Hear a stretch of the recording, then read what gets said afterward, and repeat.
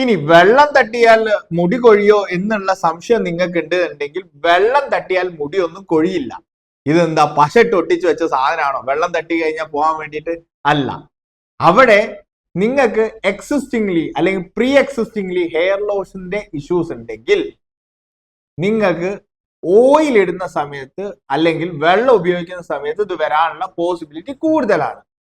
നമ്മൾ ആ പ്രശ്നം പരിഹരിക്കാതെ നമ്മൾ മുടീനെ എങ്ങനെയെങ്കിലും തല നിർത്തിയാൽ മതി എന്ന് വിചാരിച്ചു കഴിഞ്ഞാൽ സ്ഥിരമായിട്ട് മുടി ഇങ്ങനെ കൊഴിഞ്ഞുകൊണ്ടിരിക്കും. പിന്നെ നിങ്ങൾ വേറൊരു കാര്യം കൂടെ ചിന്തിക്കുക. നിങ്ങൾക്ക് എന്തെങ്കിലും മെന്റൽ സ്ട്രെസ്സോ കാര്യങ്ങളോ ഉണ്ടെങ്കിൽ നിങ്ങൾ അത് ഷെയർ ചെയ്യാൻ വേണ്ടി ശ്രമിക്കുക.